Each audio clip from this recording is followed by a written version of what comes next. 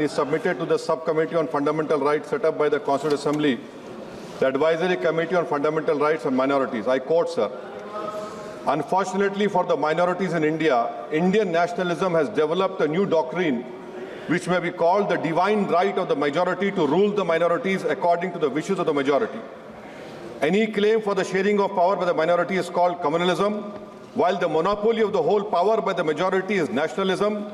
Guided by such political philosophy, the majority is not prepared to allow the minorities to share the political power, nor is it willing to respect any convention made in that behalf, as is evident from the repudiation of the obligation to include representation of the minority in the cabinet, contained in the instrument of instruction issued to the governors in Government of India Act 1935. Baba Sahib says under these circumstances, there is no way left but to have the rights of scheduled castes embodied in the Constitution. This is true now also. I will prove it, sir. In what Baba Sahib said 75 years ago was absolutely right. No one wants the minorities to share power. I'll give you an example, sir. In this August House 75 years ago, when Maulana Azad stood up and said that what safeguards the Muslims have before the partition, those safeguards should be given to the Muslims. That was political representation reservation. You know what Sardar Patel instructed Mr. Abid Hussain and Begum Aizaz Rasool to censure Maulana Azad. And Maulana Azad felt claustrophobic. And Maulana Azad said that this Constituent Assembly has become a new prison for me. Maulana Azad said this in the Constituent Assembly, sir. Now what we see is that, sir, आप देख रहे हैं कि उसके बाद जो constituencies को बनाया गया असेंबली और पार्लियामेंट की हदबंदी हुई, वो इस तरीके से उसको तरतीब दी गई कि अक्सरती तबके के लोग जीत जाएं और मुस्लिम अक़लियत के लोग कामयाब होने में बड़ी मुश्किलात पेश आए।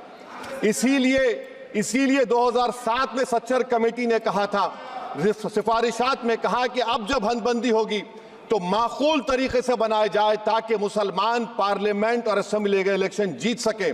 मुझे नहीं मालूम कि अब नए सेंसस के बाद जब हदबंदी होगी तो उसकी सिफारिशात को रखा जाएगा या फिर मार्जिनलाइजेशन जो मुसलमानों का हो रहा है 75 साल से वो चलता रहेगा।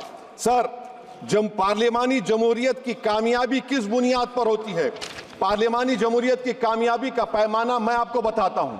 Article 25, article 26, article 29, article 30, article 14, article 21, ये 4 बुनियादी राइट्स है आइन में, जिसको हम सामने रखकर मैं आपको बताऊंगा कि क्या वाकई में उन कमजोर तबकात से इंसाफ हुआ। मिसाल के तौर पर आर्टिकल 15 और 16, सर, 1950 का प्रेसिडेंशियल ऑर्डर निकला, तारीखी नाइंसाफी के खात्मे के लिए रिजर्वेशन दिया गया, तारीखी नाइंसाफी के लिए हजारों साल के जुल्म की बिना पर, मगर उनको नहीं मिला जिनका मजहब इस्लाम और मुसलमान था, जो भी उनसे भी नाइंसाफी जुल्म हुआ। दूसरी बात सर, दूसरी बात, दफा 25 में प्रोफेस कहा गया, आर्टिकल 25 टॉक्स प्रोफेस। सर, आज मेरी बेटियों को गवर्नमेंट के एजुकेशन इदारों में हिजाब पहनने से रोका जा रहा है, तो ये आर्टिकल 25 का प्रोफेस कहां तक कामयाब हुआ, ये अक्लमंद लोगों पर छोड़ता हूं। प्रैक्टिस सर, आर्टिकल 25 में अमल करना। कई रियासतों ने ऐसा कानून बना दिया कि आप ये नहीं खा सकते, आप वो नहीं खा सकते, कैटल स्लॉटर एक्ट का एक्ट बना दिया।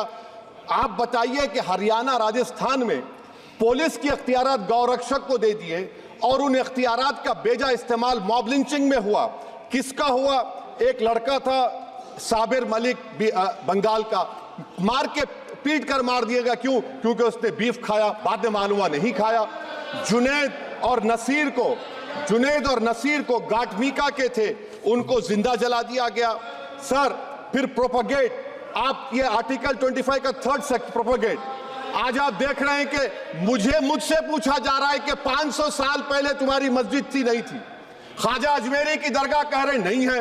अरे सर, अगर मैं इस पार्लियामेंट में खोद दूं, इसमें गड़ा कर दूं, तो खाने जहां का हिस्सा मिलेगा तो मेरी हो जाएगी ये। आप बताइए। अब आप देखिए ये प्रोपगेट क्या हो रहा है। अच्छा, जो तब्दीली मजहब का कानून, तब्दीली मजहब, मैं तब्दील मजहब नहीं कर सकता, सरकार से पूछना पड़ेगा मुझे अपना मजहब बदलने के लिए। अगर अंबेडकर आज जिंदा होते तो बाबा साहब को भी कहते हैं कि आप जाकर परमिशन लो तब मजहब बदलना पड़ेगा आपको। ये हालात आज यहां पर पैदा हो चुकी है।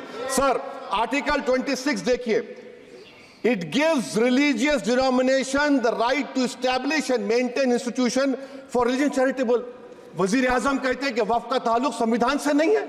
अरे कौन पढ़ा रहा है वजीर आजम को? आर्टिकल 26 पढ़ा लीजिए। आर्टिकल 26 की बात कही गई। मकसद क्या है कि वक्फ की जायदादों को अक्सरियती तबके के लिए छीन कर दे दिया जाए। आप अपनी ताकत की बुनियाद पर छीनना चाह रहे हैं। सर दफा 29 पे आ जाइए, आर्टिकल 29। लैंग्वेज का, जबान का तहफ़्फ़ुज़ है। उर्दू को खत्म कर दिया गया। वो उर्दू जिसके हमारे मुजाहिदीन आज़ादी ने नारा दिया था, इनकलाब जिंदाबाद का, उस जबान को आप खत्म कर रहे हैं। कल्चर, आप कल्चर की बात इनसे पूछ लीजिए, वो बोलेंगे नहीं, हमारा जो कल्चरल नेशनलिज्म है वो कल्चरल नेशनलिज्म नहीं है बीजेपी का। वो कल्चरल नेशनलिज्म आला जात का हिंदुत्व का नेशनलिज्म है, जो भारत के इंडियन नेशनलिज्म से बिल्कुल मुख्तलिफ है। सर अब आप आ जाइए, सर आर्टिकल 30 पे आ जाइए।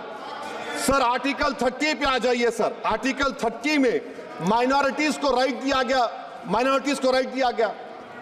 This house has passed a law in 1981 to give minority AMU. This government went to the Supreme Court and said no, we'll oppose minority status. This house voice was suppressed in the Supreme Court, sir. That is why I say that the executive has argued contrary to the parliament. Sir, right to life तो उस वक्त भी था। मैं आपको मिसाल दे रहा हूं।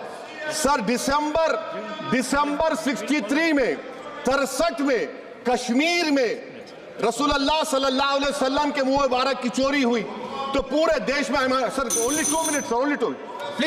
Please wind up. Only 2 minutes, sir.